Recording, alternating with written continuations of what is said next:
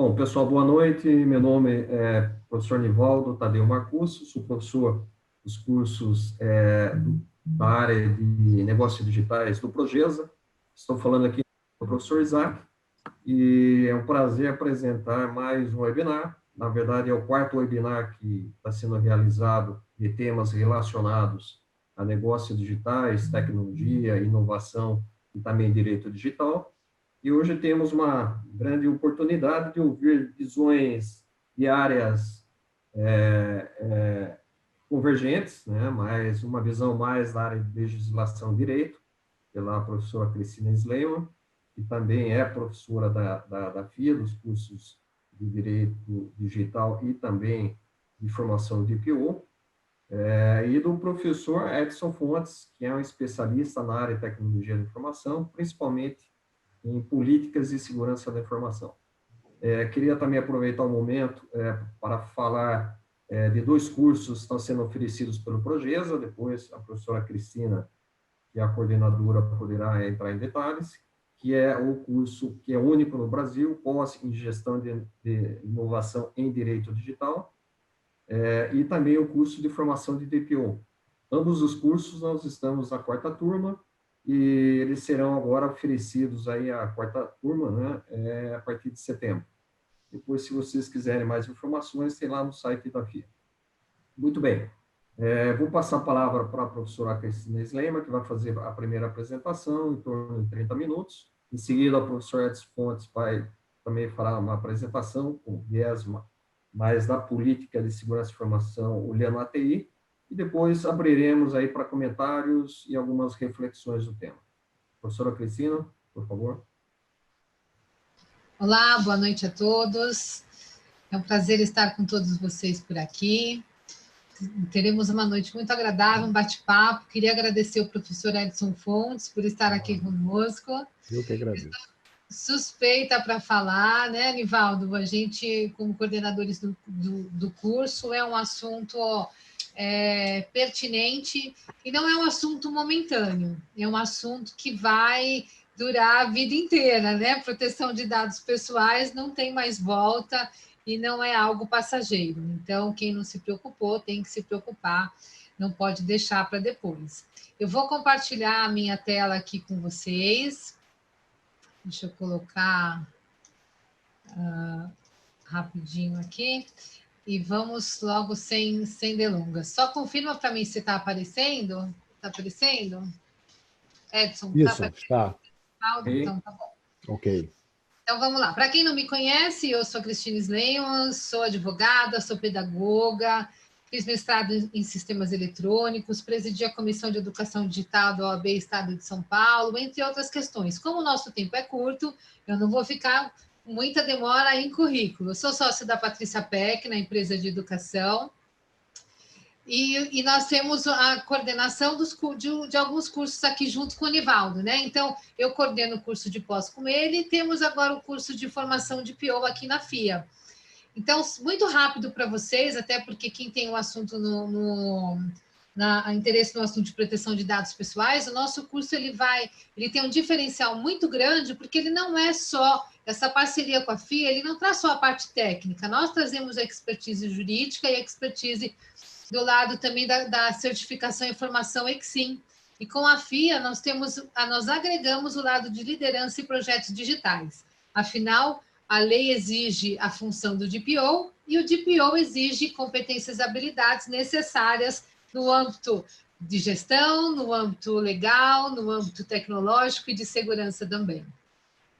Mas vamos lá, gente, sem demorar muito aqui. A gente fala, nós estamos na sociedade da informação, na sociedade do conhecimento, na sociedade onde dados que têm valor econômico, né? Esse dado ele tem valor econômico. Na verdade, o dado, quando ele tem valor para alguém ou para uma instituição, para uma determinada empresa, ele passa a ser informação, né? Porque a informação ela gera um conhecimento, ela passa a ser um conhecimento, ela passa a ter valor, e esse valor em si, como um todo, ele gera um valor econômico também.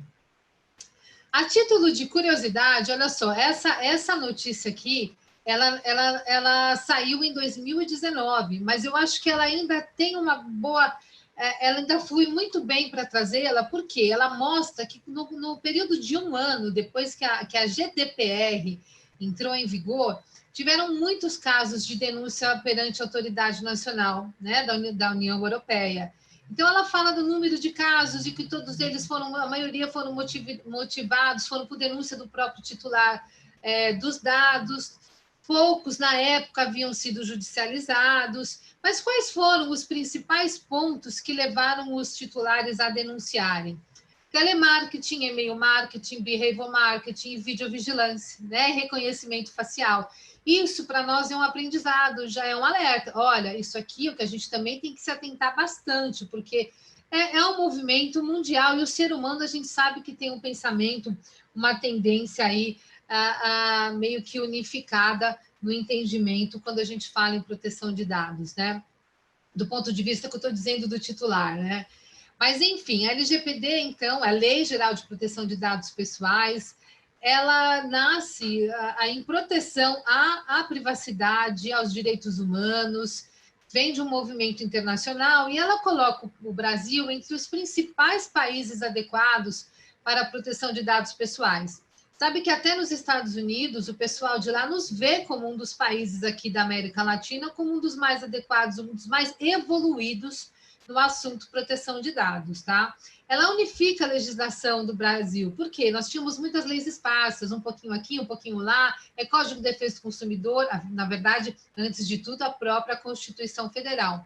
Então, ela unifica. Agora nós temos tudo numa única lei falando sobre dados pessoais. Agora, eu queria fazer um comentário muito importante.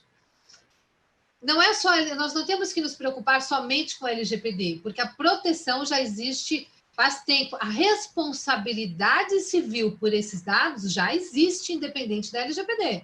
Então, se tiver um vazamento de dados, isso causar dano para o titular, a empresa tem obrigação de reparar, independente da Lei 13.709 de 2018, ok? Então, precisa ficar muito claro. Inclusive, a lei, ela traz a independência. Uma coisa é a denúncia perante a autoridade nacional e outra coisa é um processo judicial motivado, iniciado pelos titulares de dados, tá? São independentes. Eu posso tanto denunciar na autoridade, como posso, aí, numa eventual ocorrência, entrar com o processo. Qual a importância de conhecer a LGPD? Bom, são várias. Entre elas, eu posso criar rotinas de solução, rotinas, né, pensando na prevenção, solução de problemas que envolvem privacidade, atualização, vejam bem, privacidade no quesito proteção de dados pessoais, porque o conceito de privacidade é muito mais amplo. A atualização das políticas, né, seja política de conduta, política de segurança, que o Edson Fontes vai falar com muita propriedade daqui a pouquinho, a adaptação das regras de marketing, uma das áreas que foi mais impactada pela lei, que será mais impactada, que já foi, né, porque estamos já no processo de adequação, é a área de marketing, não tem como dizer que não. E garantir vantagem competitiva frente ao mercado, né? Por quê? Porque se existe uma responsabilidade solidária entre as empresas, seja aquele que presta o serviço, seja aquele que contrata, eu vou querer contratar aquele que me traz maior segurança jurídica. Então, quem está adequado ao LGPD, ele tem uma vantagem competitiva. O próprio, tanto no B2B quanto no B2C, porque o próprio consumidor, ele vai procurar empresas ou vai procurar a contratação, seja o que for, de uma empresa que sabe que tem idônea, que tem uma reputação no mercado de quem cuida e que preza pelos dados pessoais dos seus clientes, né? Por que a LGPD surgiu? Bom, primeiro, diversos escândalos, insegurança jurídica, por não ter uma lei específica, devido a dificuldades de investimento de empresas estrangeiras, né? Porque gerava uma insegurança. Até mesmo porque a própria GDPR, que é a da União Europeia, ela prevê que para você ter uma transação, compartilhamento, transferência internacional de dados, tem que ser para países que têm um nível de segurança adequado, um nível de proteção de dados pessoais adequado para que isso seja possível, né? Influência da própria, então, lei proveniente da União Europeia, que é a GDPR que eu falei para vocês. Então, quais os desafios, né? Bom, os desafios são muitos, podemos falar que temos diversos desafios. Mas, olha, traz uma mudança de cultura organizacional, exige engajamento dos colaboradores em diferentes áreas. Então, é mudança mesmo. Assim como lá atrás a gente já falava de segurança da informação, e eu, como militante do direito digital, que eu sempre falo para os nossos alunos e nas palestras, o direito digital ele é vinculado à segurança da informação. Não tem como a gente falar de direito digital sem segurança da informação, porque ele está vinculado aqui às transações eletrônicas, a contratos relativos ao uso de tecnologia, ao uso de recursos tecnológicos pelos colaboradores. Então, vejam, ele tem intersecção, ele interage com diversas áreas do direito. Mas então a gente já falava da proteção dos dados, independente de ser dados pessoais. Campanha de segurança da informação já era necessária, e as empresas multinacionais, as empresas de grande porte, já sabem do que eu estou falando, já tem, né, uma cultura organizacional voltada à proteção e segurança da informação. Agora, a gente tem um novo desafio. Primeiro, porque essas empresas também têm que se adequar com algumas questões específicas para dados pessoais, além do que elas já faziam, considerando dados como um todo. E a gente tem um novo cenário, que são as empresas de pequeno e médio porte, porque essas realmente não estavam preparadas, essas não tinham essa preocupação, ou quando tinham, não era ao nível exigido pela LGPD, né? É uma regulamentação, acima de tudo, reputacional, né? Então, o impacto sobre o valor da marca tem um efeito aí dominó e vai, eu diria que não é só dominó, é bola de neve, né? Porque vai aumentando. Os 3 pilares da lei são transparência, segurança. A nossa equipe costuma falar o consentimento, eu especificamente, Cristina, eu falo que eu prefiro falar por transparência, segurança e finalidade, né? A finalidade, o consentimento está diretamente ligado à finalidade, vocês vão ver que exatamente tudo que for fazer com dados pessoais depende da finalidade, não depende do consentimento, depende da finalidade. Se você não tiver uma finalidade específica nas exceções, aí sim você vai precisar do consentimento. Então, ainda assim, mesmo para o consentimento, vai depender da finalidade da coleta. Exige revisão de procedimentos, implementação de soluções tecnológicas e atualização de documentos, né? Isso diretamente em contratos, é contrato com prestador de serviço, é contrato com colaborador, é contrato com todos os com terceirizados, armazenamento em nuvem, também tem que ter atualização desse contrato. A minha empresa, eu já escutei muito assim no comecinho, né, da LGPD, não se aplica para nós, porque a minha empresa ela só coleta, a gente não faz nada com esses dados, só coleta, não processa nada. Coletar já é um tratamento de dados, já é um processamento, né? Você acessar esses dados para finalidade de cobrança já é um tratamento de dados. Então, tudo que você pode imaginar, qualquer verbo é tratamento de dados, tá? A regulamentação tem viés arrecadatório, tá? É uma matéria judicializável, como eu falei para vocês agora há pouco. Há necessidade de se realizar inventário de dados, não tem como a gente falar em projeto de adequação sem saber o seu fluxo de dados, né? Você saber direitinho quais dados você coleta, por onde eles entram, qual é o tempo, o ciclo de vida desses dados, por quem esses dados vão passar, qual a finalidade dessa coleta, realmente qual o tratamento que você aplica depois que foi coletado, que tratamento a mais serão aplicados, né? O ônus da prova é do controlador, vou falar para vocês daqui a pouquinho, rapidinho, sobre controlador e operador, mas a princípio o controlador é a empresa que toma a decisão. Quem decide? O escritório da Cristina, obviamente quem decide quais dados eu vou coletar dos meus clientes, então eu sou controlador. Quando eu contrato uma empresa para fins de armazenar esses dados, vou armazenar em nuvem, então este terceiro é o operador. A necessidade de implementar novas soluções, então, para atender os direitos dos titulares. Vou dar um exemplo para vocês rapidinho daqui a pouco. Aqui é só para mostrar para vocês que realmente não é só no Brasil, mas é um problema mundial de pequenas e médias empresas, os negócios menores, né? Eles já não têm tanta preocupação, não estavam ainda.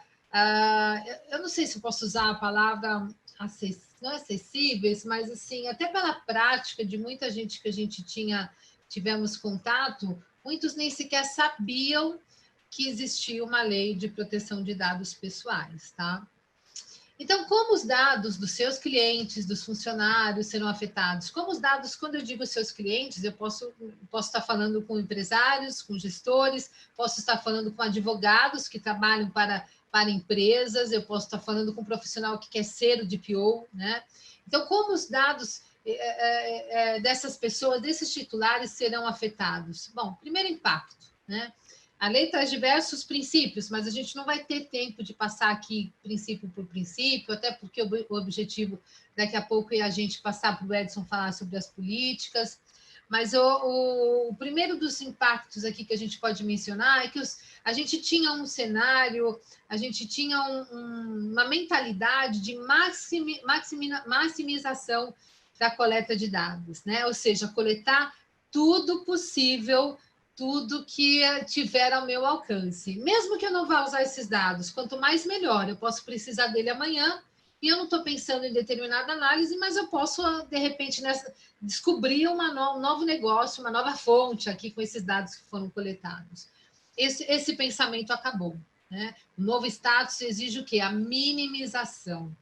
Então, os dados devem ser adequados, pertinentes e limitados à finalidade. A finalidade, ela está diretamente vinculada às bases legais previstas no artigo 7º e 11º, onde você pode ter desde uma obrigação legal, você pode ter fins de processo, para fins de utilizar em processo judicial, o legítimo interesse, né, prevenção à fraude, dados sensíveis pode ser utilizado também para identificação e autenticação em sistemas eletrônicos. Então, quer dizer, a lei elenca as hipóteses que são legítimas, né, pela 13.709. Então, eu preciso ter uma mentalidade do quê? Minhas finalidades são essas, eu vou usar o mínimo necessário para essa finalidade, vou coletar o mínimo necessário para essa finalidade, né? E tenho o dever de atender o princípio de transparência, ou seja, o dever de informar ao titular todos essas informações. Precisamos garantir a segurança e integridade, né? Então, está diretamente vinculado à segurança da informação, então, desde integridade, confidencialidade, disponibilidade, né? Então, os aspectos, todos os tópicos aí, mas não podemos deixar passar. Nivaldo, eu estou com a minha tela aqui, não sei se você está acompanhando, eu estou com a tela direta, eu não estou acompanhando o chat. Se tiver alguma questão para colocar, você pode me interromper, tá? Não sei se você está acompanhando. Então, nós temos... Isso, aproveitando, tem uma pergunta sobre qual é a lei, né, já que o GDPR é europeu, qual é a lei que hoje nos Estados Unidos em relação à proteção e privacidade de dados? Uma das perguntas. Então, é que os Estados Unidos, depois a gente pode até você deixar um e-mail. Os Estados Unidos, cada estado ele tem leis diferentes, né? Não tem uma única para todos. As leis elas são diferentes. E os Estados Unidos não acompanha o entendimento da União Europeia, pelo contrário, tá? É bem diferente. Eles tinham recentemente, existe o Privacy Shield, que é um acordo dos Estados Unidos com a União Europeia, porque aí possibilitava esse tratado, transferência de dados, algumas negociações com empresas dos Estados Unidos, mas recentemente saiu uma notícia de que essa lei tinha sido considerada, no nosso termo aqui, inconstitucional, alguma coisa nesse sentido, tá? Então, estão ainda em discussão, ainda não sei te dizer se esta semana ela voltou a vigorar ou não, até então tinha sido suspensa. Mas depois a gente pode até fazer um levantamento de quais são as leis aqui para passar para você, tá bom? Bom, aqui resumidamente, passei sem querer. Resumidamente, então ela se aplica a qualquer tipo de pessoa que seja titular. Quem é titular? Eu sou titular, vocês que estão nos assistindo são titulares, pessoa física. Então, pode ser empregados, clientes, terceiros, sócios, investidores. Ah, mas não se aplica a pessoa jurídica. Não, CNPJ, endereço da empresa, não se aplica. Mas o contrato não vem dados pessoais do responsável legal? Não vem dados pessoais de quem vai assumir ali como pessoa, a pessoa responsável pela comunicação?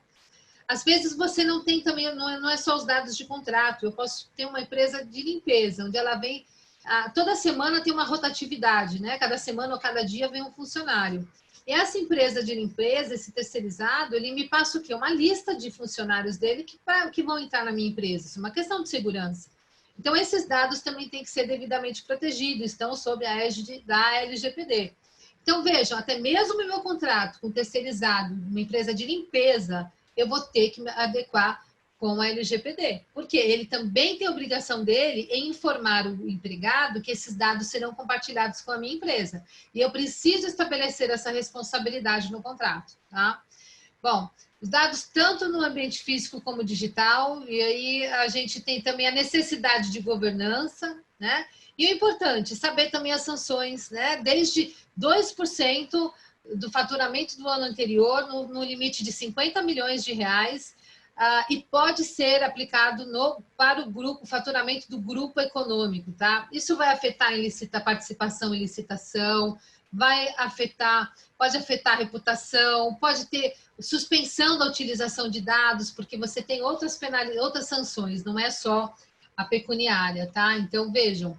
E aí pode-se levar em conta o quê? Parâmetros e critérios que eles vão poder utilizar: a gravidade da infração, a boa-fé do infrator, a vantagem auferida, né, a condição econômica, a reincidência, dano causado. Aí, veja só, aqui me lembra muito a legislação da lei anticorrupção, né? Então, a lei anticorrupção, a cooperação do infrator faz muita diferença, e aqui, para a LGPD também.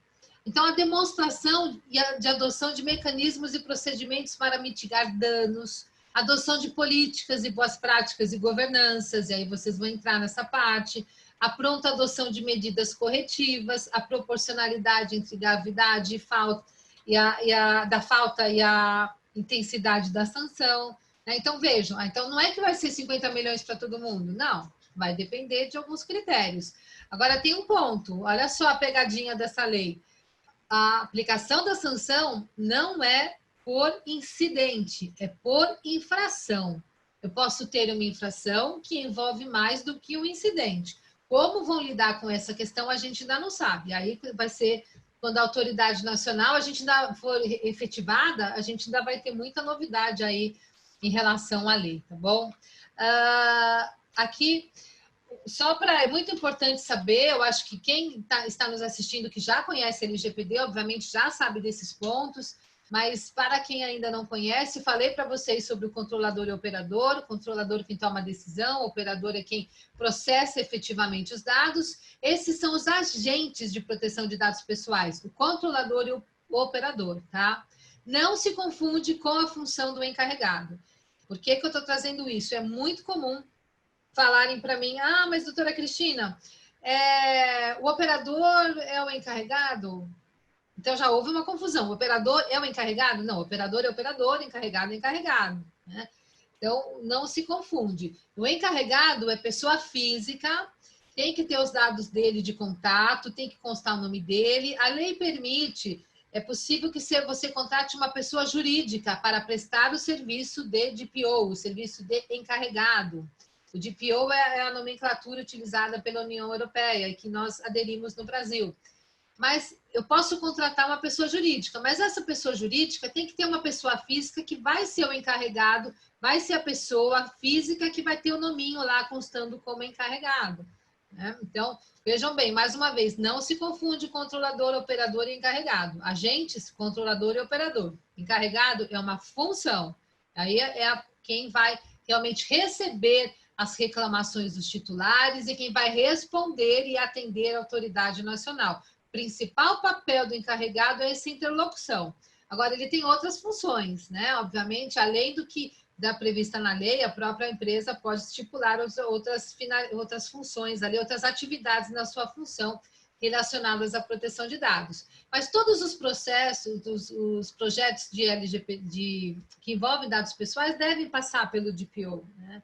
Tem que ter ali, tem algumas situações até que o DPO na verdade, ele tem que positivar, não, ele tem que exteriorizar ali, formalizar uma opinião em relação às situações que envolvem os projetos. A gente não tem tempo agora para ficar falando de todas as bases legais, mas só para vocês saberem, artigo 7º e 11º, as principais que devem ser usadas é cumprimento de obrigação legal, execução do contrato, processo judicial, proteção do crédito, prevenção à fraude. Por último, a gente deixa consentimento e legítimo interesse. Consentimento, porque ele pode ser revogado a qualquer momento. E legítimo interesse, porque ele precisa fazer, a autoridade nacional pode exigir um relatório de impacto. E a lei não é muito clara. Tudo o que pode se enquadrar como legítimo interesse. Então, existe uma legítima expectativa, mas a gente ainda não está muito claro as hipóteses em que se enquadram no legítimo interesse, tá? Um grande desafio também é atender os direitos dos titulares. Então, artigo 18, depois é bom que você dê uma olhadinha mais com calma. Então, desde acesso aos dados, confirmação, olha lá onde está, revogação do consentimento, né? Informação sobre compartilhamento. Então, todos esses dados têm que ser devidamente informados. Aqui, só para a gente mencionar, então, falando sobre impacto, biometria, por exemplo, vamos escolher um dos assuntos aqui, biometria. Controle seja para controle de jornada, ou acesso ao local físico. Então, se eu pego coleto biometria para entrar no prédio da minha empresa, qual é a finalidade dessa coleta? Autenticação, identificação e autenticação em sistema eletrônico, né? Então, isso eu tenho uma base legal, um embasamento legal para a coleta de dados pessoais sensíveis. Dado pessoal puro e simples, CPF, RG, nome, CPF, RG, IP, placa de carro, internet de protocolo, até a cor de uma blusa, de uma roupa pode ser dado pessoal, né? Se eu tenho um grupo de tantas pessoas e só uma está usando uma determinada cor, e eu digo, olha, eu não vou falar o nome, mas quem está usando a roupa rosa, blusa rosa, eu identifiquei aquela pessoa, né? Então, vejam, tudo que é identificável é dado pessoal. Dado pessoal sensível, a lei ela elenca quais são. Então, biometria, dados de saúde, relacionados à saúde, opção sexual, religião, afiliação sindical. Tá? Então, eu sempre vou ter que verificar em cada caso qual é a base legal. Mas para executar o contrato eu preciso desses dados? Então, ok. Né? Um outro ponto é como explicar até onde vai a porta, né? Qual é o limite da responsabilidade. Então, eu tenho empresa, eu tenho um fornecedor, eu tenho o controlador e tenho o operador. Quem é o responsável? Por isso que a adequação dos contratos é muito importante, estabelecer as responsabilidades, porque a princípio é solidária. Então, se você tem uma intervenção de terceiros, ou se o operador ele não atende a submissão ao que foi determinado pelo controlador, aí o operador ele é o responsável. Mas para quem que o titular entrega os dados em custódia? Quando o titular for processar, também quem que ele vai processar? Às vezes ele nem sabe quem é o operador, né? Então, se eu preciso ter muito bem estabelecido em contrato, porque eu posso conseguir me eximir de responsabilidade mesmo no processo administrativo, como eu posso também ter direito de uma ação de regresso numa eventual condenação civil, tá? Então, nós temos duas questões aqui muito importantes, diretamente ligado com o quê? Contratos, com questão de documentação. Então, o LGPD está diretamente ligado com gestão de risco, tá? Desde pensar, então, na regulamentação, porque não é só LGPD, eu preciso, dentro do meu escopo, a gente fala do compliance, eu vou ter que verificar as demais leis, né? Ela tem que estar em harmonia com o Marco Civil da Internet, com a própria Constituição Federal, com leis trabalhistas, leis fiscais, porque um dos direitos do titular é revogar o consentimento e pedir o pagamento dos dados. E se o titular não vai pedir, olha, apague o meu dado XYZ, ele vai pedir, normalmente, pode crer, ele vai pedir que apague tudo, né? Mas a empresa não pode apagar tudo, ela tem que ter uma tabela de temporalidade. eu tenho obrigação legal, nem todos os dados eu posso apagar, tá? Contratos e políticas que eu falei para vocês, impacto nos procedimentos, nas ferramentas e também na conscientização. Então, aí eu vou fechar aqui nesse último slide, porque ele traz o quê? Né? Uma abordagem de 3 níveis. Tecnológico, que são todas soluções tecnológicas. Então, como eu vou dar a oportunidade do titular exercer o seu direito? Que essa é uma obrigação legal trazida pela LGPD. O controlador tem que ele tem que informar como ele vai exercer e disponibilizar meios. Então, uma situação é uma empresa que tem 10 clientes. Ele pode pedir revogar o consentimento por telefone, que não vai impactar. Mas e quando a gente fala de milhões de pessoas? Eu vou precisar automatizar. Então, isso traz, né, impacto tecnológico. Isso é só um exemplo. Aí, governança, que traz, então, revisão né, dos contratos, elaboração de normas, políticas. Quem já tinha política, mesmo assim, ainda vai precisar da norma de gestão de proteção de dados pessoais, entre outras questões, mas eu não vou entrar nesse lado de políticas, porque o Edson vai falar diretamente. E educacional. Não adianta ter tudo isso se não tiver o lado de sensibilização e capacitação das pessoas, tá? Mas vejam, então, aí já fechando e passando, fazendo um gancho com a fala do Edson, vocês viram que eu falei para vocês especificamente de contratos, então eu preciso atualizar. Da mesma forma, eu vou precisar atualizar e rever as regras internas da empresa, da instituição, que vão refletir diretamente o quê? Nas políticas. Então, tanto regras como processos, procedimentos e tudo mais, eu vou ter políticas, normas, procedimentos que vão ser impactados com todo esse arcabouço aí que chegou e que a gente tem que buscar para se adequar, ok?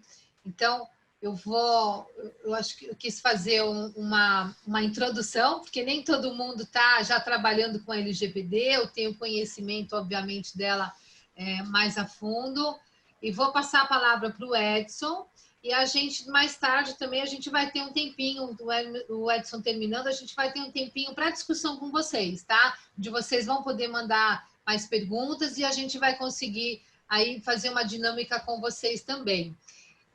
Eu só vou responder uma bem rapidinho aqui, Edson, tá? Ainda tem 1 minuto, que o Caio pergunta o seguinte: o encarregado pode ser responsabilizado civilmente pela sua função? Então, sabe a resposta de advogado mais conhecida do mundo? Depende.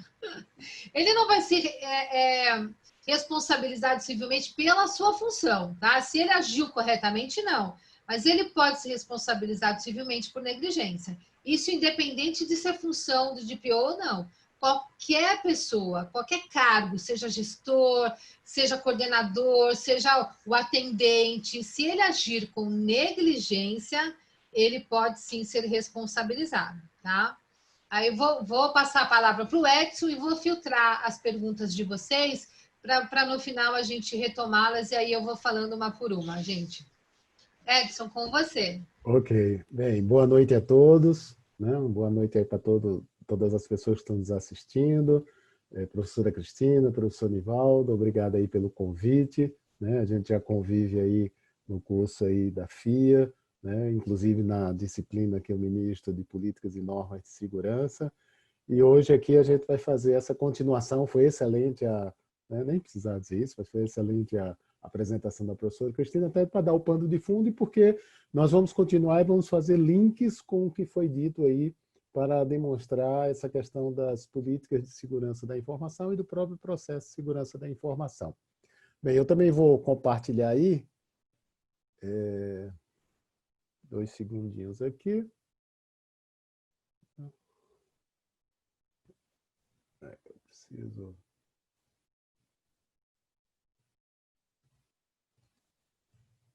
Pronto. Está aparecendo aí o slide inicial? Sim, tá legal. Tá legal? Pronto. Então aqui é o slide. Como também Cristina falou, né, professor Nivaldo, o senhor está monitorando aí o chat aí, juntando as perguntas, para no final aí a gente responder, tá? Bem, apenas para... Oi, pois não. Deixa eu só fazer um pedido para o pessoal. Pois não.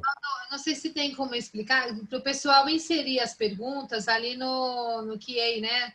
Porque fica mais fácil da gente depois seguir uma sequência, porque no chat ele às vezes mistura com alguns comentários. Será que dá, Nivaldo? Como é que explica para eles? Pode ser nos dois, Cris, mas, enfim, aí fica a critério aí, né? Seguimos assim, vamos olhando os dois. Precisamos definir uma política de perguntas e respostas aí. Exato, Edson. Bem, vamos lá, né? Então, algumas pessoas me conhecem, outras não, né? Eu sou professor convidado da FIA, trabalho com segurança da informação há alguns anos, mas dentro do tempo que a gente tem, eu queria destacar o compartilhamento que eu tenho feito desse trabalho de segurança da informação e com mais ênfase nesses dois livros aqui mais recentes, né?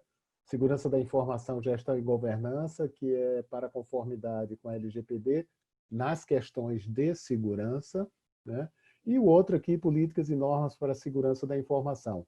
Então, tudo que eu estiver falando aqui, na realidade, está embasado em todos eles, mas mais especificamente nesses dois livros, porque um trata especificamente sobre políticas e normas, e esse Segurança da Informação, Gestão e Governança, ele fala de todo o processo de segurança da informação baseado na norma 27.000, a família 27.000, né? Tá? Então, aí a gente, para quem quiser depois ler com calma, todo esse material está descrito aqui.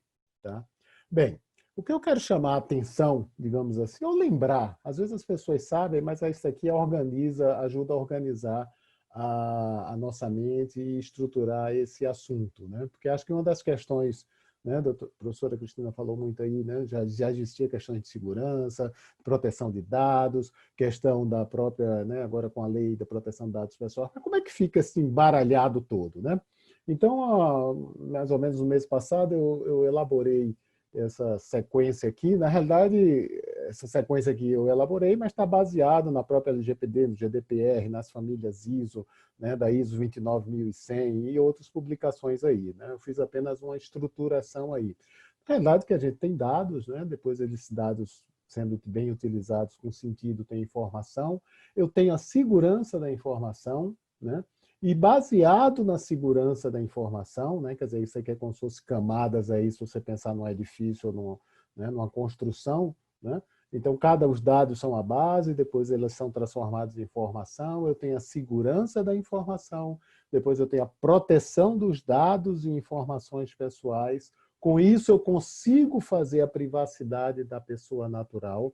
Lembrando que a privacidade é da pessoa, os dados é a proteção, né? E, por fim, né, a questão de respeito e liberdade, que é até um dos objetivos aí da lei. Tá? Então, isso para a gente ficar claro que na hora que eu quero ter proteção de dados pessoais, eu preciso ter uma segurança da informação como base, né? E esse outro quadrinho também, outra figura, lembrando que dado pessoal e dado sensível, eles são um subconjunto de todos os dados que estão sob responsabilidade da organização, né? Então, a organização tem dados financeiros, dados estratégicos, inclusive, dependendo do tipo de negócio, alguns desses dados são até mais críticos do que os próprios dados pessoais que ela manuseia. É lógico que com a lei aí tem uma responsabilização, tem multas, pode ter ações civis, né? Mas quando a gente fala de proteção de dados aí, são proteção de todos os dados que estão sob responsabilidade da organização. E mais agora, né, existe a questão da proteção de dado pessoal e dado pessoal sensível aí, tá? Esse quadro aqui, né, isso aqui eu divulguei no LinkedIn, né, se vocês acessarem lá no meu LinkedIn, uma dos quadros que eu sempre tenho compartilhado aí, tem sido muito legal porque as pessoas dão retorno, né? Eu listo aqui vários artigos da lei, né? A professora Cristina já falou no artigo 6º, a segurança é um dos princípios, né? Então, quando a lei colocou que a segurança é um dos princípios, significa, olha, não se faz nada com a proteção de dados sem seguir os princípios, e um deles é a segurança. E eu chamo a atenção aqui, né, de todos esses artigos, mas, por exemplo, o artigo 50, ele fala tranquilamente da questão, ele fala boas práticas, governança e normas de segurança. Tá? Então, ele fala de normas de segurança, ele está falando, a lei fala, né, e esses outros artigos aqui o 47, garantia de segurança. Por exemplo, o 46 fala adoção de medidas de segurança. Legal, eu vou fazer medidas de segurança, faço controle. Espera aí, como é que eu implemento isso? Pessoal, só tem um jeito da gente implementar, eu ditando regras, né? Pegando esse exemplo simples da nossa palestra aqui, como não teve uma regra dita explicitamente se a pergunta vai ser no chat ou na parte lá de perguntas, as pessoas estão fazendo nas duas, vão fazendo mais fácil. Por que no chat? Porque no chat eu dei boa noite, olá, como vai, tudo bem, blá, blá, blá. Aproveita e faça uma pergunta. Tá? Então, para a gente operacionalizar controles, a gente tem que ter regras, né? E, lógico, a questão do treinamento, do ensinar, porque também as pessoas, né, não aprendem, não nascem já sabendo, as pessoas têm que ser treinadas. Né? Então, para adotar medidas de segurança, eu preciso ter políticas e normas, eu preciso ter regulamentos, eu preciso ter dizendo, olha, pode fazer isso, não pode fazer isso. Tá? Então, e aqui também de lado eu coloco outros controles aí que exigem políticas, por exemplo, a classificação de dados, né? O artigo 11 fala de dados pessoais, depois dados anonimizados. Eu vou ter uma nova classificação de dados. A gente só pensa classificação de dados com relação a sigilo, né? Em termo confidencial público, agora a gente tem uma nova classificação, a gente tem classificação de dados pessoais, a gente tem uma classificação nova de dados anonimizados. Tá? Então, eu preciso de políticas e normas aí de segurança da informação. Essa semana eu tive a grata satisfação, e esse aqui eu acessei hoje só para confirmar que estava no ar, o Tribunal de Justiça de São Paulo tem agora um site sobre LGPD. Muito legal, muito bom. Ele dizendo, é o LGPD para ele. Tá? Como é que o tribunal trabalha, né, sobre a LGPD.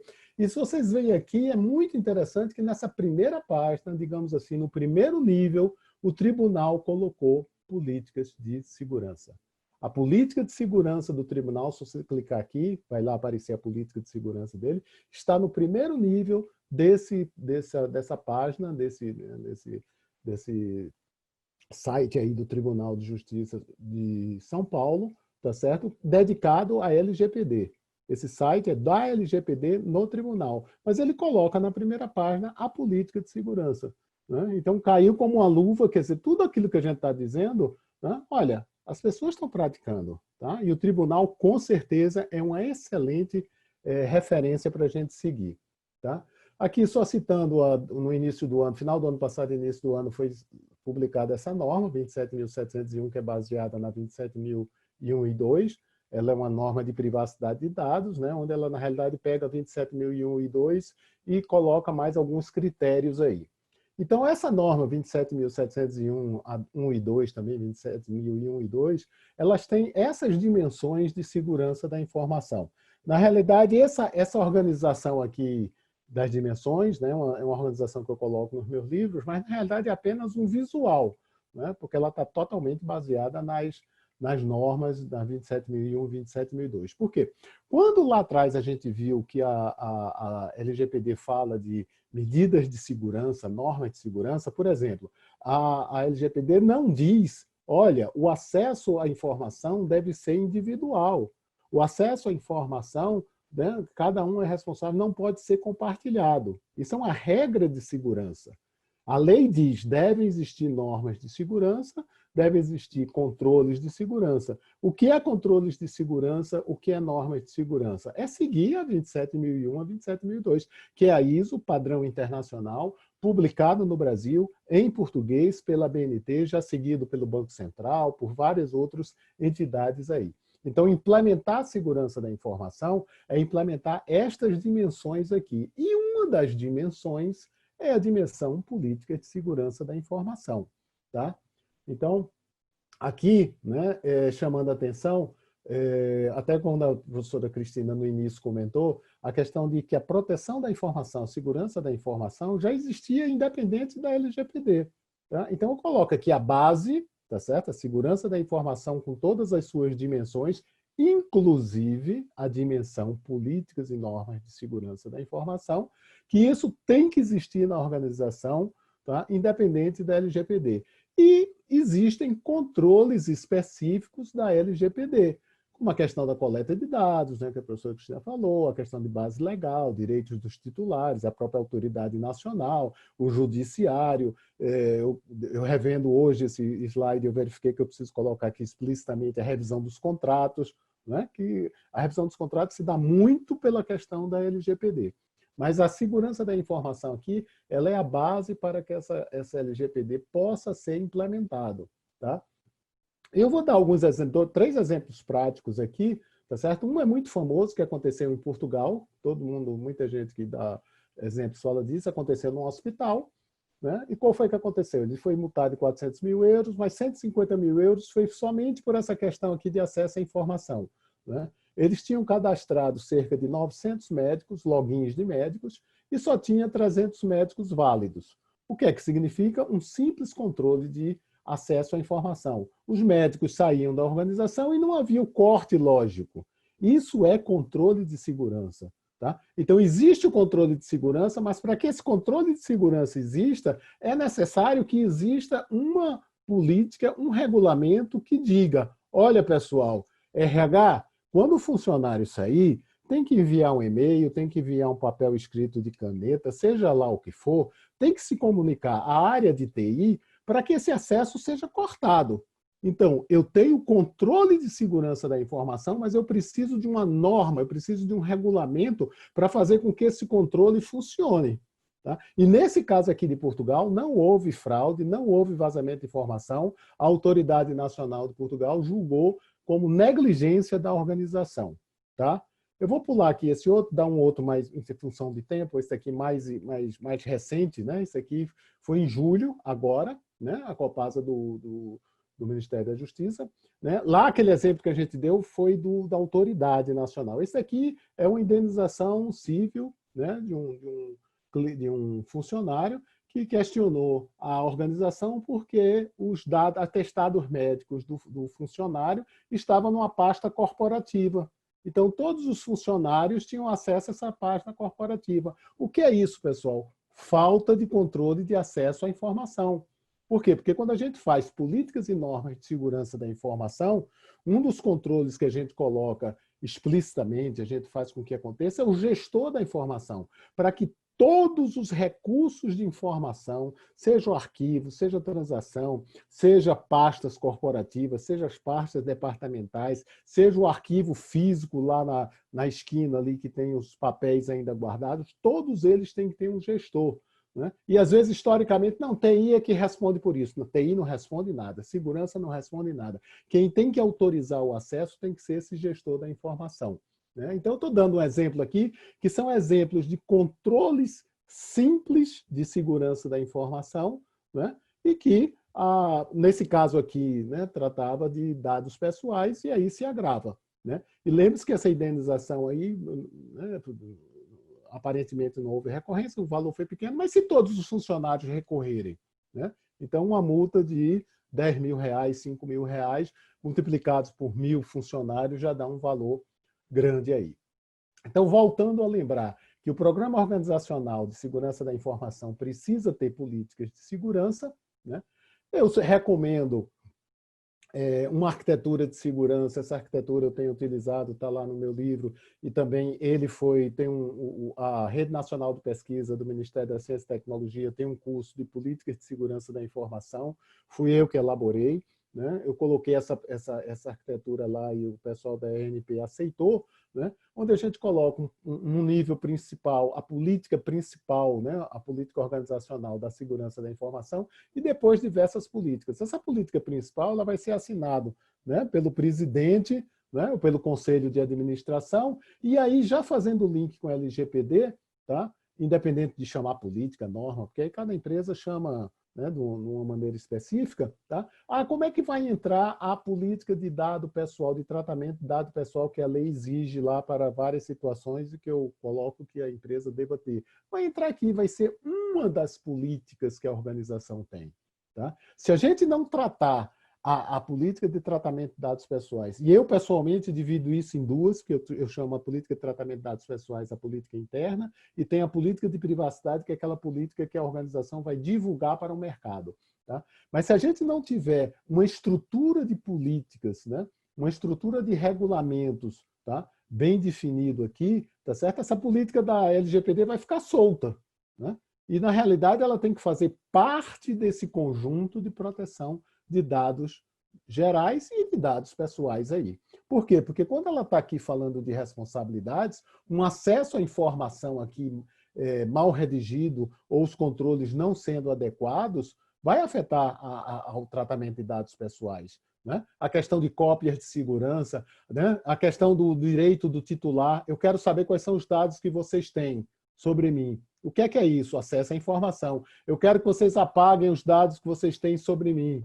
Tá certo? O que é isso? Também acesso à informação e, por exemplo, cópias de segurança. Como é que fica o dado do titular que diz que eles que a empresa esqueça, desde que não exista uma outra legislação exigindo que esses dados permaneçam? Tá? Vamos supor que não existe legislação, foi um trabalho simples, né? E você já fez cópias de segurança. Como é que fica? Então, a gente tem que fazer vai ter uma política específica de tratamento de dados pessoais, mas todos esses outros regulamentos aqui, eles também vão tratar da questão de dados pessoais, porque é um novo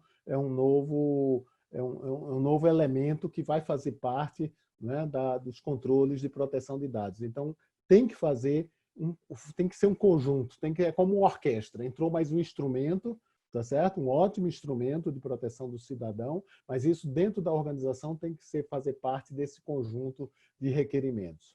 Eu chamo a atenção aqui, né? Essa é uma sequência que eu tenho utilizado para desenvolvimento de projetos de conformidade com segurança da informação, né? Onde eu coloco aqui, o primeiro módulo é de avaliar a maturidade dos controles de segurança, para a gente saber como é que os controles estão, porque se você tiver uma empresa muito bagunçada, não acontece com a empresa de vocês, felizmente, de todas as pessoas que estão assistindo, tá? Mas tem empresas, às vezes, que não cortam o acesso quando a pessoa sai, tem empresas que não têm as responsabilidades claras, né? Então, a gente precisa saber dessa maturidade, depois essa identificação dos dados pessoais, para a gente fazer a definição da base legal, né, para passar para o pessoal jurídico. Essa questão de definição, base legal e revisão de contratos são atividades puramente jurídicas. Né? Depois a questão da elaboração dos regulamentos, então tudo, aqui é que está as políticas de segurança, proteção de dados pessoais, né, tratamento de dados pessoais e um plano de ação. E eu coloco que onde a gente vai aparecer bem a questão das políticas? Quando avalia, porque quando eu faço essa avaliação, e eu recomendo quando você fizer a sua avaliação, ou se você contratar uma consultoria, seja lá como for, uma das questões que você tem que ver, porque a gente vai fazer essa avaliação tomando por base que a norma 27.001 e 27.002. Tá? Então, um dos controles lá da norma é a questão da política de segurança. Né? Então, a gente vai ver como é que está essa maturidade. Existe política? Ah, existe, Edson, está aqui. Tá certo? Ou é uma política, né, que não diz nada, ou é uma política que diz tudo, um calhamaço desse tamanho assim, tá certo? Que ninguém lê, tá? E que na prática é só para inglês ver, né? Então a política de segurança não só são regras do que pode e o que não pode, tá? A política de segurança é um conjunto de regulamentos, né? Lembrando aqui, né, essa estrutura é um conjunto de regulamentos que dá regras sobre a informação, mas ela também diz como esse processo de segurança da informação deve acontecer, como esse processo de proteção de dados deve acontecer. Então, eu coloco que a política de segurança vai aparecer fortemente aqui na avaliação de maturidade e neste bloco aqui, tá certo, de elaboração e revisão de regulamentos e, consequentemente, também no treinamento, porque, né, lógico, Edson, se eu não tiver nenhuma política, eu posso dar um treinamento? Claro que pode. Pessoal, a gente deve fazer assim, a gente deve fazer assim, mas é muito mais efetivo quando você dá um treinamento e diz, pessoal, nossas regras sobre proteção de dados pessoais, nossas regras sobre proteção de informação, de segurança da informação, desde a questão, por exemplo, você só vai acessar dados que você precisa para o desempenho das suas funções profissionais aqui na organização. Então, você vai ser autorizado, tá certo? Você só vai ter acesso àquilo que você precisa. Não leve para o lado pessoal, tá certo? Não é porque gosta de Edson, é porque não gosta de Edson, mas Edson só vai ter acesso àquilo que ele precisa para desempenhar as suas funções profissionais na organização, seja como funcionário, seja como prestador de serviço. Tá? Então, quando você tem isso, né, ou quando você tem uma política também falando de utilização de rede pública, né, de redes sociais na rede pública, tá certo? Tipo Facebook, etc. Aí, tá? Se eu tenho uma política, eu preciso ter um regulamento dizendo para o funcionário se ele pode falar da empresa ou se ele não pode. Tá? Então, quando eu der o treinamento, é muito mais efetivo se eu disser, pessoal, a nossa política diz que vocês não comentem nada sobre a empresa. Quem comenta sobre a empresa é a área de comunicação. Isso vai estar escrito lá na política de comunicação, na política de tratamento dessa informação. Né? É a política de uso de internet, a política de uso de rede social. Então, quando você dá um tratamento, quando você dá um treinamento que você tem políticas e normas implementadas, assinadas, divulgadas, fica muito mais fácil e fica muito mais fazendo sentido, fica muito mais com base, né? Eu ia dizer, fica muito mais seguro, mas na realidade fica muito mais estruturado, porque você diz, nós funcionamos assim. Porque, inclusive, vão ter regras que, na realidade, às vezes é a mesma situação, uma empresa faz de um jeito, outra faz do outro. Para terminar aí, eu dou um exemplo. Olha, estagiário pode ter e-mail da organização, tem empresas que dão, tem outras empresas que não dão. Não, as empresas não, Edson, aqui nossa empresa dá o e-mail corporativo para o estagiário. Tá bom. Estagiário pode enviar e-mail para fora? Tem empresas que deixam, tem empresas que não deixam. Tá? Do ponto de vista de segurança, tá certo? Nem é certo nem é errado. Do ponto de vista de segurança, eu quero que quem toma conta do recurso estagiário, quem toma conta do recurso e-mail, todo recurso na organização tem que ter um gestor, ele autoriza ou não essa situação. E essa situação vai estar registrado nas políticas e normas de segurança da informação. Se não tiver isso, fica difícil a gente dar o treinamento, fica difícil a organização ter controles. Tá? Inclusive, a gente com o trabalho remoto, né, tem sentido aí, quer dizer, as empresas às vezes tiveram que abrir, não sabiam o que fazer, porque não existiam política para trabalho remoto. Tá? Então, a gente precisa ter regras para isso. Né? Concluindo, né, nessa questão de segurança da informação e proteção de dados pessoais, a gente às vezes pensa que está numa estrada dessa, muitas vezes a gente não tem uma estrada assim, a gente tem uma trilha, tá? E eu digo com toda certeza, se você não tiver políticas e normas de segurança da informação, você vai estar numa situação dessa, porque você não vai ter trilha nenhuma para seguir, você não sabe o que seguir, seus funcionários, seus usuários não sabem o que devem fazer. E aí cada um vai ter uma ideia, vai ser uma coisa maluca. Um vai para a direita, outro vai para a esquerda, outro vai para cima, outro vai para baixo, e outro vai ficar parado e pode morrer de fome. Tá? Bem, então é isso, dentro do tempo aí, acho que eu acabei em cima aí, faltando uns 2 minutinhos, mas a gente vai aproveitar isso para as questões das perguntas aí. Então, resumindo, a segurança da informação eu entendo como base para a proteção de dados pessoais e, mais especificamente, na segurança da informação, eu entendo que as políticas e normas dão esse embasamento. Elas concretizam aqueles controles que a empresa quer ter para ter a sua proteção de dados pessoais e a sua proteção da informação. Isso aí, professor. Muito bem, Edson. Isso também, muito obrigado. Deixa eu sair aqui da... Eu tenho que parar o compartilhamento. Pronto. Bom, agora nós temos aí alguns minutos, né, para responder algumas perguntas. Eu acredito que a Cris já tenha olhado, né, Cris? Algumas perguntas foram colocadas, né? Você gostaria de responder algumas? Qual que você... Sim, tem bastante pergunta. Vamos ver se a gente consegue responder todas. Eu não olhei. Aí o Edson também dá uma olhada, Edson, vê se tem alguma dentro do seu contexto. Tem alguma que você gostaria de responder, Edson? Eu vou respondendo aqui enquanto você dá uma olhada e entre uma e outra você pode falar aqui também comigo. Vamos lá. Deixa eu começar aqui. Eles perguntaram se na China e na Rússia há alguma lei de proteção de dados. Eu vou mostrar para vocês, vou compartilhar aqui rapidamente também uma tela, olha, está aparecendo? Tá. Que é um mapa de como está a proteção de dados no Brasil hoje. Na verdade, eu peguei um link, a gente precisa até verificar, porque ele sempre é atualizado, tá? Então, depois fica... Se vocês fizerem uma pesquisa Eu recomendo que sempre faça uma pesquisinha para saber como está, porque os países vão mudando. No passado, o Brasil não estava ali no adequado, e agora ele já está em caminho também de adequação. Então, os países estão, o que está mais, acho que mais à frente ainda é a União Europeia, e a gente tem aqui também o Brasil também com esse forte vínculo aí com a proteção de dados, tá? Gostaria de saber... então, olha aqui, tem algumas...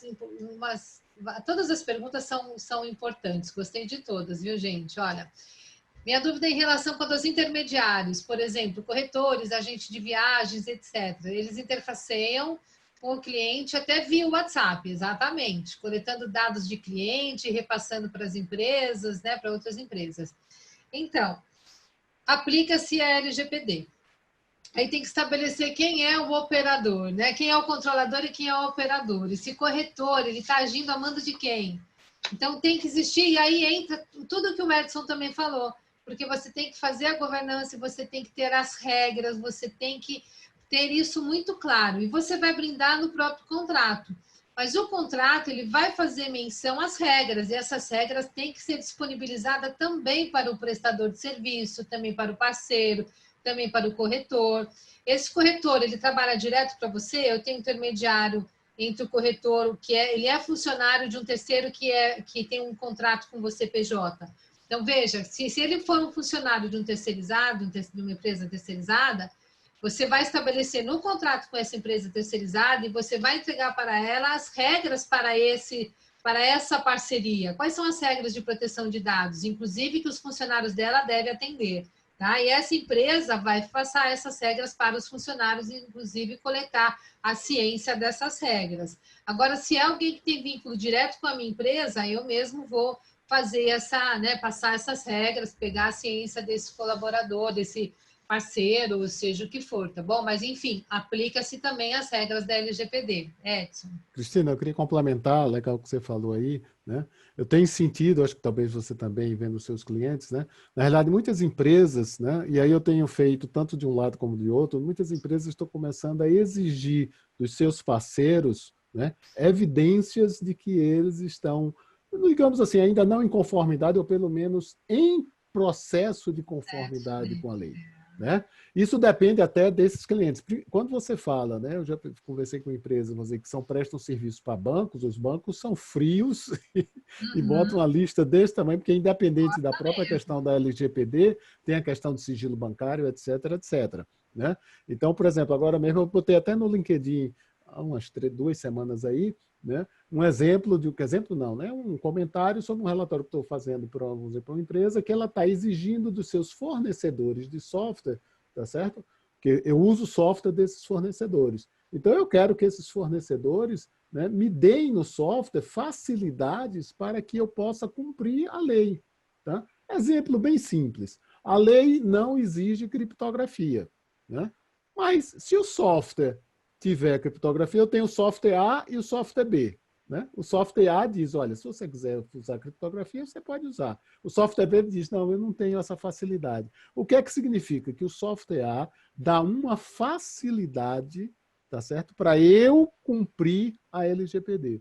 Então, eu tenho feito, né, alguns trabalhos, e um deles é, olha, fornecedor de software, você tem essa facilidade, você tem isso. Qual é a facilidade que você me dá para eu atender ao direito do titular? Né? Inclusive com aquela questão do esquecimento, lá do apagar, desde que não tenha alguma questão legal. Né? E também, por exemplo, se eles têm uma política de segurança, uma política de tratamento de dados pessoais, porque, né, a responsabilidade aí é solidária. Né? Então, também os parceiros, quer dizer, na hora que você tem no contrato, mas também é interessante que, dependendo da criticidade desse teu fornecedor, desse teu operador, né, você até faça mais exigências ou menos exigências. Eu queria fazer esse complemento. Muito bem colocado, viu, Edson? Inclusive, em questão contratual, a gente recomenda até cláusula prevendo auditoria. Né? Como esse operador, o parceiro, seja o que for, mas ele acaba sendo operador, como que ele vai comprovar que ele está em conformidade? E essa questão também de, mesmo que ele ainda não esteja, e por enquanto ninguém está, não tem ainda ninguém 100%, até mesmo tem sido exigido a comprovação de capacitação dos funcionários e sensibilização, as campanhas de conscientização, né? Porque não adianta... Nesse cliente eu coloquei uma coisa, olha, se por acaso esse teu fornecedor, fornecedor te mostrar uma política, né, de proteção de dados pessoais, uma política de privacidade, por exemplo, assinada pelo presidente, assinado por um conselho, tem grandes chances, né, de realmente essas coisas serem implementadas, que um presidente e um conselho de administração não vão assinar um documento, né, dizendo que estão em implementação e que vão estar em conformidade, né? Não é uma coisa, né? Ninguém bota o nome, esse nível de pessoal não bota, porque eles estão botando uma responsabilidade explícita, né? Então, para mim, ter uma política de tratamento, ter uma política de privacidade, é um dos elementos que pode demonstrar que eu estou ou estarei em conformidade. Uhum.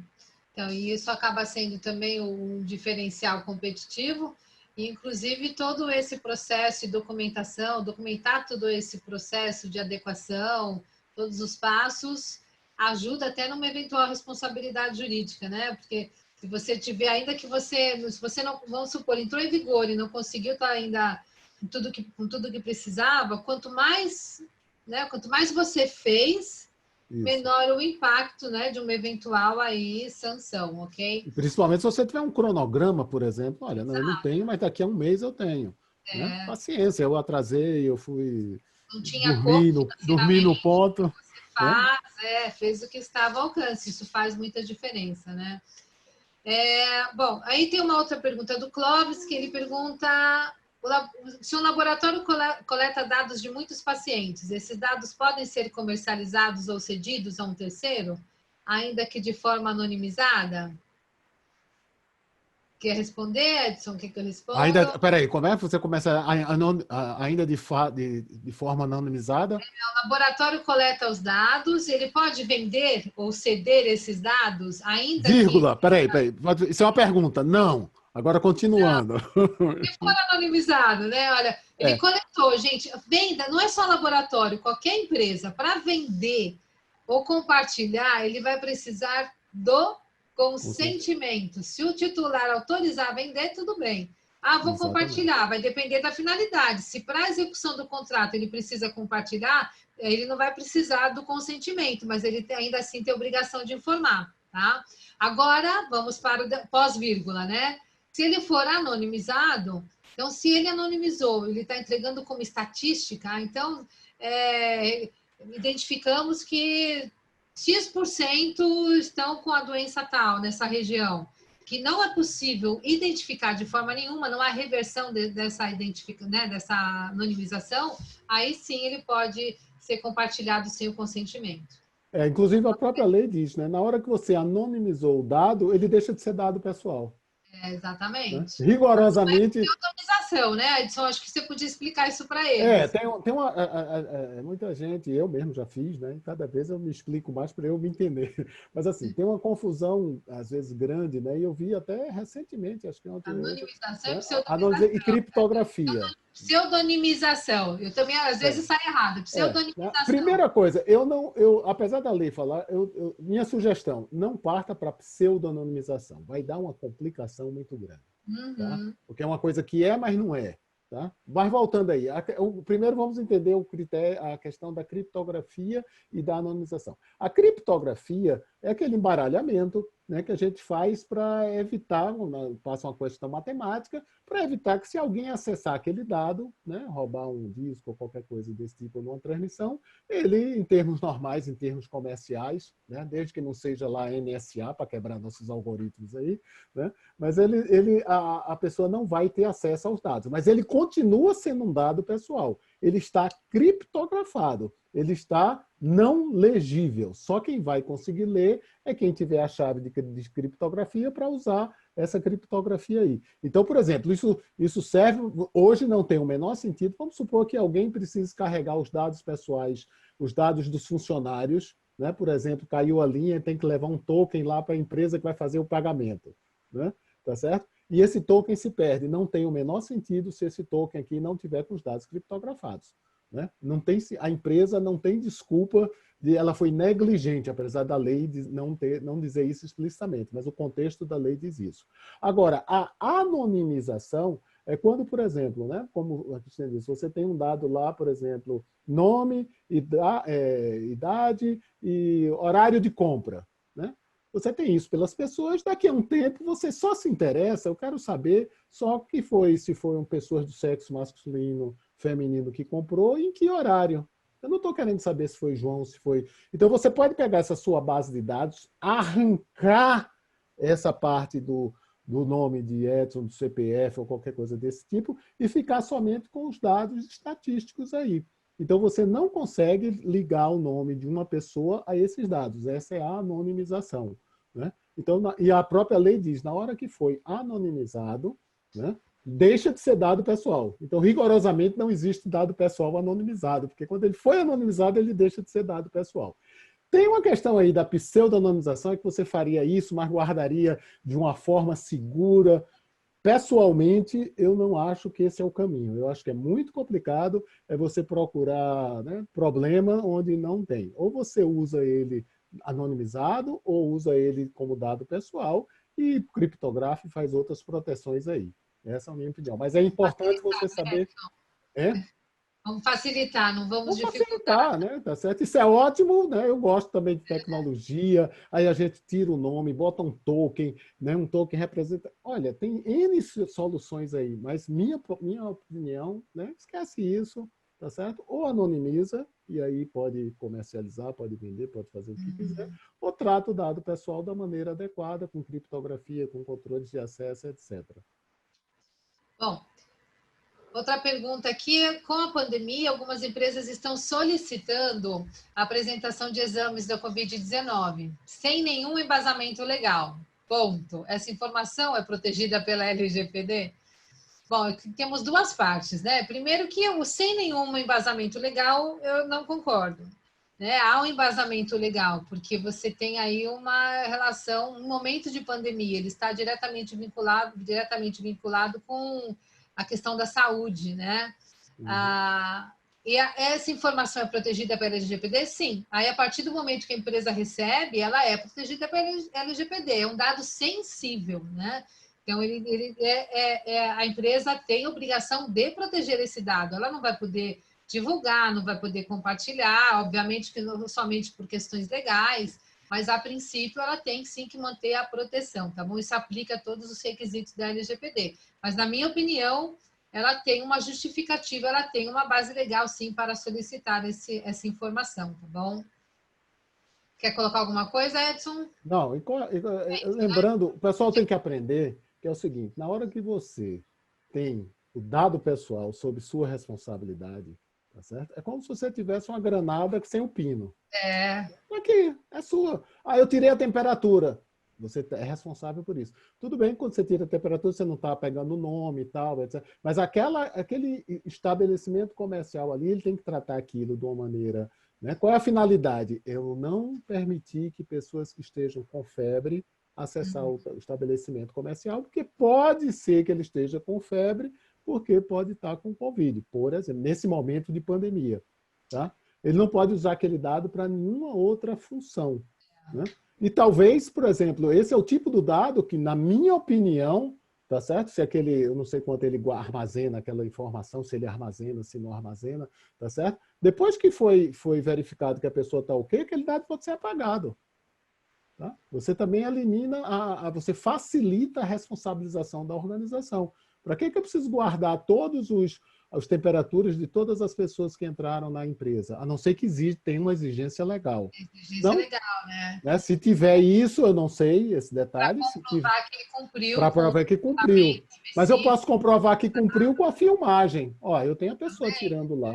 Tá certo? Eu não sei. Se não tiver uma exigência legal detalhada, tá certo? Eu coletei aquele dado pessoal, terminou a finalidade, terminei. Elimina. Tá certo? Porque dado pessoal exige controles, exige responsabilidade. Tanto que controle de temperatura, o pessoal vem, pega na hora e nem está ficando registrado, né? Isso está sendo... Eu acredito que não. Né? Uma exigência fazer isso e não... O Clóvis perguntou, e eu vou te responder, Clóvis, que foi complemento daquela pergunta anterior, né? Que se o DPO responde civilmente. Aí ele perguntou, essa responsabilização se estende ao board? É da mesma forma que eu falei do DPO, o que se estende na verdade, o board, o que a gente sempre recomenda? Se eu tenho uma solicitação, se eu tenho uma requisição a fazer, que sempre seja formalizado, porque a responsabilidade que recai sobre aquele que tomou a decisão, porque ele também pode tomar uma decisão com negligência, né? Sem embasamento.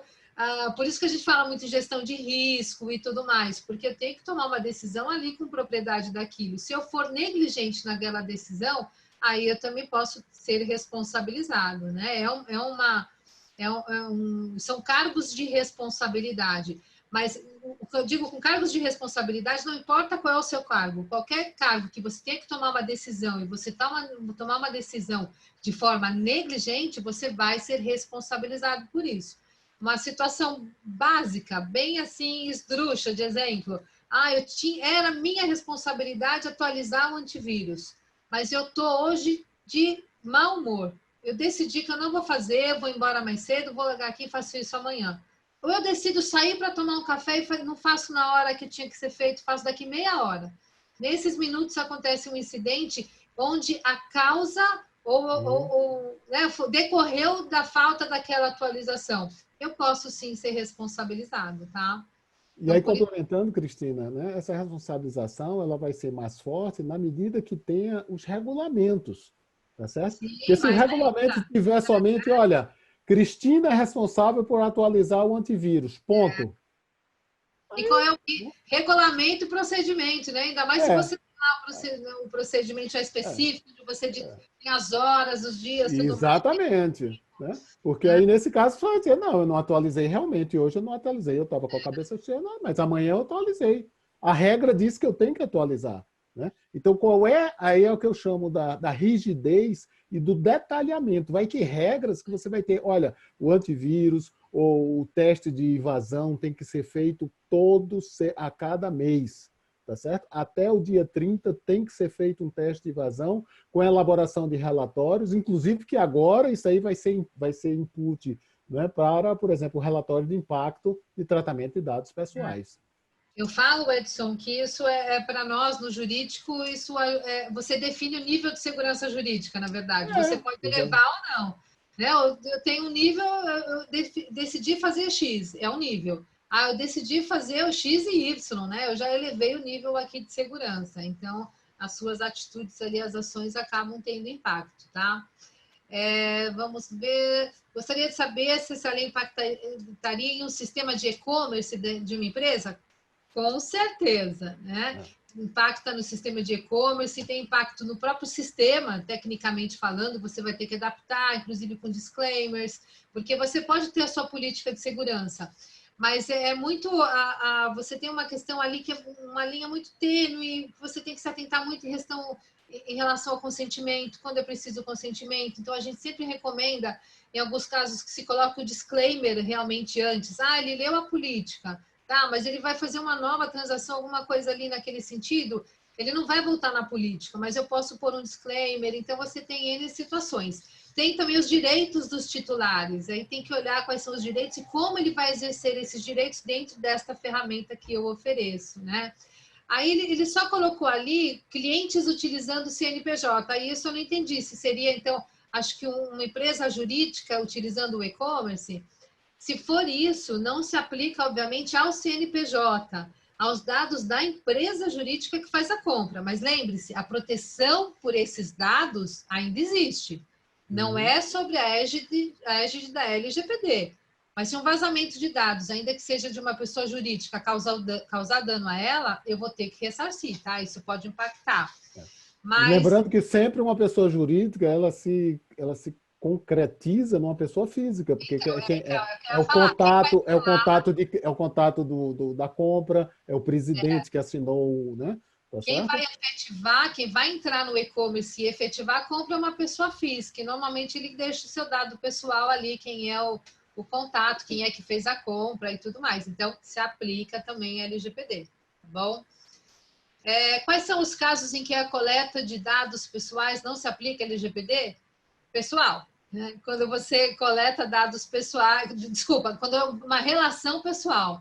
Então, eu, Cristina, tenho o telefone do Edson, porque a gente é colega, mas eu não estou oferecendo serviços jurídicos para ele, nem ele está oferecendo os serviços dele para mim. Então, isso é um contato pessoal. Agora, não, o contato dele entrou no meu banco de dados aqui de contatos potenciais, né, onde eu vou querer prospectar e tudo mais. Não foi uma relação jurídica, uma relação onde você tem um intuito ali comercial. Então, você tem, sim, a aplicação da LGPD. Sempre que for oferecido em território, então, brasileiro, bens e serviços, você tem que se atentar à LGPD, tá bom? Uhum. Vi que o Marcelo está comentando que como CNPJ temos que nos adaptar à norma, mas como administrador de grupo de WhatsApp, de Face, Telegram, também terei que me adaptar? Boa pergunta, Marcelo, gostei. Resposta de advogado depende, né? Se o grupo é pessoal, eu, Cris, criei um grupo, estou com minhas amigas e amigos ali, é um bate-papo, é descontração, ou mesmo que nós somos profissionais, mas enquanto amigos, criamos um grupo para a gente discutir. Então, tecnicamente, por essa nossa conversa, não há aplicação da LGPD. Mas todo mundo que estiver ali, se for um grupo que vocês pretendem mencionar, discutir sobre LGPD, por exemplo, discutir sobre direito, óbvio que tem que tomar cuidado com o que você vai discutir ali, não levar dados da sua empresa, dados, ainda mais se conter dados pessoais, tá? Agora, grupo corporativo, aí não tem. E aí, Cristina, eu entro, né? Eu coloco nas políticas e normas de segurança, tá certo? Nós devemos ter uma política, tá certo? Uma regra, um requisito, né? Um regulamento, definindo como a empresa vai se comportar em relação às ferramentas. Eu, pessoalmente, tenho uma recomendação, tá certo? Primeiro, né? Se você vai usar essas, vamos chamar antes de falar do WhatsApp, né? Eu uso o Google Drive, esses armazenamentos, né? Eu digo, pessoal, a empresa tem que usar esses serviços, os serviços pagos, os serviços profissionais, tá certo? Se uma empresa tem que usar esse serviço, tem que ser dessa maneira, tá? E em questão de WhatsApp, a empresa tem que decidir, tá certo? Se vai fazer os procedimentos dela no WhatsApp comum, minha recomendação é que faça contrato, tá certo? Para ter o WhatsApp profissional, né? Ou do próprio WhatsApp ou de outras ferramentas equivalentes, né? Muitas empresas têm soluções idem WhatsApp, né? Que usam só no meio corporativo, né? Por quê? Porque, de qualquer maneira, tá certo? Usar o WhatsApp, vamos chamar assim, o público, né? Tá certo? Normalmente ele é muito mais suscetível à fraude. Não que o WhatsApp seja frágil, porque o pessoal faz a fraude utilizando as pessoas, né? Com engenharia social, essa coisa toda. Então, mas é importante que a empresa decida, porque inclusive isso traz custo. Mas é um custo acessível. Toda empresa pode pagar uma ferramenta tipo WhatsApp para usar de maneira corporativa. Por quê? Um vazamento, porque aí no ambiente corporativo vai ter tratamento, às vezes, de dados. Né? Sei lá, você pode estar um vendedor vendendo lá na ponta e é muito mais rápido ele passar um CPF, uma coisa para a pessoa da retaguarda consultar questões, se o cliente pode comprar aquilo ou se não pode, e dar a resposta pelo WhatsApp. Quer dizer, o WhatsApp corporativo. Né? Mas é importante que tenha uma política, tenha um regulamento sobre isso. Né? Porque senão as pessoas vão usar. Se não tiver regra, as pessoas vão usar, vão fazer o mais fácil. As pessoas vão fazer a pergunta pelo chat, porque é o mais fácil. Tá certo? Então a gente precisa ter regras sobre isso aí. Uhum. Eu vou dividir um pouquinho aqui, vou pegar do QA, porque tinha perguntas também que já tinham colocado antes do que... O pessoal seguiu a regrinha depois. Viu que faltou aqui a política. Mas olha só, bom, todo tratamento, o Fernando, né? Fernando perguntou o seguinte: todo tratamento deve ter finalidade de consentimento? Está correto isso? Sim, Fernando. Sempre, todo tratamento precisa necessariamente ter uma finalidade. E essa finalidade é que vai determinar o embasamento legal dele, né? Pois o consentimento é somente uma das condições, exato. Ela vem como primeira condição do artigo 7º e do artigo 11º, mas ela é uma das últimas hipóteses, como eu falei para vocês, pelo menos recomendação jurídica. Por quê? Porque o consentimento pode ser revogado. Normalmente, a gente sempre, empresa privada, falando de empresa privada, a gente sempre busca o embasamento prioritariamente na execução do contrato, fins judiciais, e ainda tem mais um, agora me fugiu, execução do contrato, fins judiciais, tem também salvaguarda, né, salvaguarda da vida e tudo mais, mas o legítimo interesse, que é uma das que a gente deixa também por último, lembrei, que é o de prevenção à fraude, tá? Então, e para fins de identificação e autenticação em sistemas eletrônicos. Então, esses são os principais. Por último, a gente acaba deixando, então, consentimento e legítimo interesse, tá bom? O Luiz Fernando, minha dúvida é com relação aos intermediários, essa já foi, já respondemos. Trabalho com entretenimento, a Simone. Fiz um evento com grande empresa e eles nos passam um vídeo de conjunto musical, inclui no Instagram Business. Posso ter problemas jurídicos com imagens das pessoas?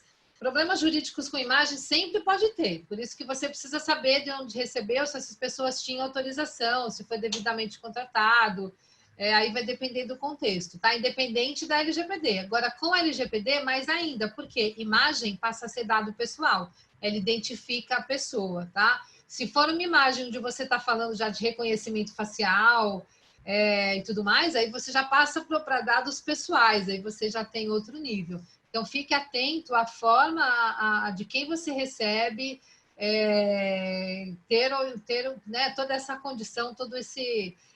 o ecossistema que a gente fala, quem está envolvido nessa transação, tá bom? Edson, olha só, recebo inúmeros e-mails que não consenti. Como devo proceder? Procure a doutora Cristina. Vou deixar meu cartãozinho. Na realidade, veja só, a gente tá num processo de mudança, né? Tá certo? Né? É lógico que tem muitas empresas aqui para nós, às vezes agindo de má fé, outras estão agindo, né? A doutora Cristina pode reforçar essa minha resposta ou dizer outro procedimento. Eu sugeriria, né, se você recebe, você pode comunicar, olha, eu não quero receber mais isso, tá certo? Ou entrar em contato no site da empresa, né? Eu acredito que a maioria delas vai cortar, tá certo? Até porque com essa questão da lei aí, a coisa vai começar a pegar, né? Mas você já fazendo isso, você já está dando a demonstração de, olha, eu não concordo com isso e eu não quero esse uso, né? E se continuar acontecendo isso, né, então você pode, mais à frente, começar a tomar algumas medidas aí, né? Com a lei em vigor, agosto ou maio, ou sem a lei, porque hoje você tem N outras questões, como a doutora Cristina falou no início, tem várias outras leis que indiretamente nos protegem desse abuso, né? Porque, infelizmente, tem muitas empresas que abusam aí dessa questão do uso de dados pessoais e tem outras que abusam e estão vendo como é que vão fazer com a lei, né? A gente sempre fala daquela questão, pelo menos eu sempre tenho dúvida quando eu dou o CPF lá na farmácia, né? Qual vai ser o uso daquele dado, porque todo mundo quer ter o abatimento, claro, né? Mas aqui para nós, se aquele dado só for para ter o abatimento, para ele conhecer que, né, eu compro costumarmente aquele remédio, aquela coisa toda, tudo bem. Mas o que é que aquele dado depois é feito? É só para aquela compra, né? Então, é a questão da finalidade. O professor Nivaldo entrou aí, acho que ele já vai dar um corte então, na a gente. gente está... Mais uma, viu, Cris? A gente consegue mais uma. Ai, mais uma só? Tem tanta pergunta importante. Eu vou falar muito rápido, umas coisas. Então, eu gosto uma a gente tem que terminar. Tem que encerrar, né? Olha, o operador... Tem duas aqui muito rápidas. O operador pode ser o encarregado? Gente, o operador não é encarregado. O operador e o controlador são os agentes, então são as empresas. O controlador quem toma a decisão, o operador quem processa o dado. O encarregado é uma função. Toda empresa vai ter que criar essa função e vai ter que ter um encarregado que vai cuidar, vai ser o responsável pela proteção de dados pessoais, tá? Eu queria esclarecer uma coisa aqui, só rapidinho, olha, da Lila. Ela fala, por qual motivo a placa de carro é dado pessoal? Porque a placa de carro identifica o proprietário, Lila. tá bom? Então, a placa, ela diz quem é o proprietário daquele carro, por isso que era dado pessoal, assim como o IP. O IP, ele identifica o assinante. Lógico que você pode ter uma pessoa jurídica, aí a pessoa jurídica não vai ser aquele dado especificamente, não, mas quando o dono do carro, o assinante, na verdade, é pessoa física, aí ele é dado pessoal e tem que ser protegido, tá bom? Eu vou tentar aqui depois ter essas perguntas, a gente ter um... Bom, nós teremos outros webinários, né, Nivaldo? Eu vou tentar, eu não consegui copiar e colar, mas se a gente conseguir pegar essas perguntas, a gente carrega para os outros webs para a gente fazer mais discussão. E aí o pessoal acompanha a gente. Isso. Legal, Cris. Eu copiei aqui as que estão no chat, por isso que facilita estar no chat, dá para a gente copiar. Eu passo para você. Eu agradeço aí a participação, né, de vocês, né, do Edson, da Cris, em relação ao tema. Claro que é um tema bastante complexo, nós temos aí os dois maiores, os mais especialistas das áreas, né, tanto de TI, segurança e informação, como de direito digital, e são professores nos nossos cursos também. Então, vocês terão oportunidades também de ter detalhes dessas informações nos cursos e também por meio de outros webinars. Inclusive, tivemos um recente de governança de dados, né, que é um tema importante, como já foi comentado, né? E devemos lançar, inclusive, um curso de extensão nessa área nos próximos meses. Ok, pessoal? Agradeço aí a participação. Cris, muito obrigado. Edson, muito obrigado aí pela participação e contribuição. E espero encontrá-los aí no próximo webinar. Vou passar a palavra para a Cris e o Edson poderem se despedir e até o próximo evento. Pessoal, agradeço também a presença de todos vocês. Queria dizer que eu estou indo com o coração partido, porque todas as perguntas que eu vi aqui são excelentes. Mas eu convido, nós todos convidamos vocês, eu, professor Nivaldo, para que vocês fiquem de olho e acompanhem os próximos webinars, porque a gente vai continuar com essa discussão. E agradeço também ao professor Edson. Eu agradeço aí, professor Nivaldo, professor Cristina, o convite, né? Agradeço a vocês que assistiram as perguntas e diria somente que, olha, trate esse assunto de uma maneira estruturada, porque senão vocês ficam perdidos, então você estruturando isso vai ser a maneira mais correta aí de chegar a uma conformidade adequada. Legal, parabéns, pessoal. Obrigado. Até a próxima. Até mais aí. Tchau, pessoal. Tchau, tchau.